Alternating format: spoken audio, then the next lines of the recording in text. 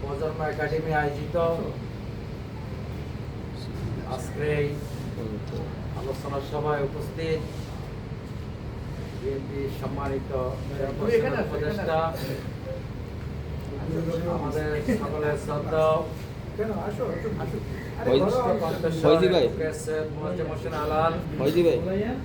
উপস্থিত আছেন বাংলাদেশ শিল্পকলা একাডেমির মহাপরিচালক কবি রেজাউদ্দিন ইসলাম, আজকের অনুষ্ঠানের সভাপতি সাংবাদিক লেখক জনাব কালাম ফয়েজি, যিনি সঞ্চালনা করেছেন বরিষ্ঠ সংগঠক সৈয়দ মুজাম্মেল হোসেন শাহীন। আমি মূলত বক্তৃতা দেওয়ার প্রস্তুতি নাই, আমি দর্শক হিসাবে সামনে বসে সবার বক্তব্য শুনছিলাম খুব মনোযোগ সহকারে। আজকে প্রতিভাবান কবি লেখক শিল্পীদের সহদান বিষয়ক যে অনুষ্ঠান,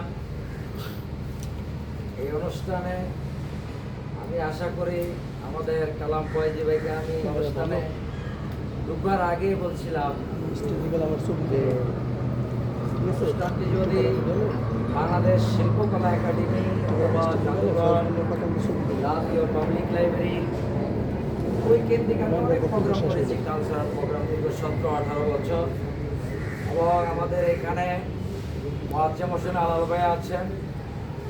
আলাল ভাই আমার অনেক কালচারাল অনুষ্ঠানে অ্যাটেন্ড করেছেন বাংলাদেশ শিশু একাডেমিতে। আমি আশা করি যেমন বাংলাদেশ জাতীয়তাবাদী দল বিএনপি এখন না আমি গেলে অনেক কবি সাহিত্যিক লেখক আছেন যারা অবহেলিত, আমি মনে করি তাদেরকে বাংলাদেশ জাতীয়তাবাদী দল বিএনপি অনেক জায়গায় মূল্যায়ন করতে পারেন না বলে আমি মনে করি। হায়ার করে লোক এনে তাদের বিভিন্ন লেখালেখি সংগ্রহ অথবা মূল্যায়ন এগুলা আমরা ভিন্নভাবে দেখি। কারণ অতীতে আমরা দেখেছি যে বিএনপি যাদেরকে শিল্পচর্চা বিভিন্ন পর্যায়ে পৃষ্ঠপোষকতা দিয়েছেন, একটা পর্যায়ে তারা বিএনপি দুঃসময় দলের পক্ষে একটি কলমও লেখেন নাই, ভয়ের কারণে লেখেন নাই। আমি যদি মনে করি ঢাকা বিশ্ববিদ্যালয়ে যিনি, আমি নাম উল্লেখ করে বলছি, এটা অনেকে কষ্ট পেতে পারেন, অনেকে শিক্ষক হতে পারে, ঢাকা বিশ্ববিদ্যালয়ের এক সময় প্রাক্তন ভাইস চ্যান্সেলর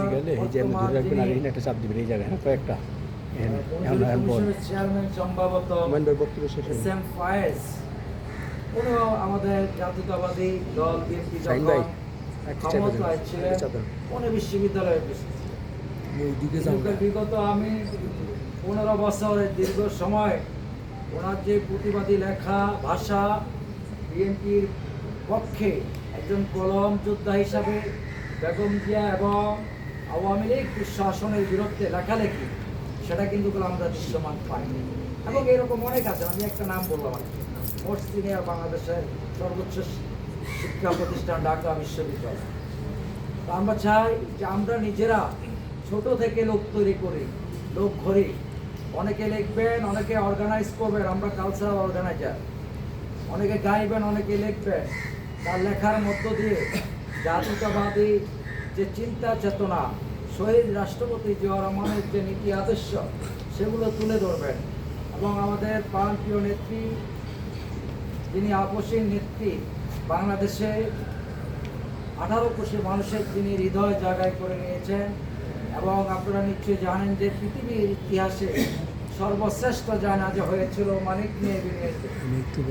এই জানাজার মধ্যে দিয়ে মনে হয় এবং খালেদা জিয়া ছিলেন বাংলাদেশের সর্বজন শ্রদ্ধ, তিনি কোনো, আমি মনে করি এবং খালেদা জিয়া দলের নেত্রী নয়, তিনি বাংলাদেশের, আমি অনেকগুলো নির্বাচন, এই যে নির্বাচন আসছে, আমি হয়তো 21-22 তারিখে আমার এলাকায় যাব।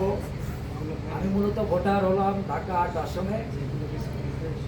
আমরা যখন গ্রামে ভোট চাইতে যাই ধানের শীষের পক্ষে, মহিলাদের ভোট আমরা সবচেয়ে উৎসাহ বেশি পাই ধানের শীষের পক্ষে। যে জোয়ার সার্বিকভাবে আমি মহিলাদের কথা একটু টেনে আনলাম।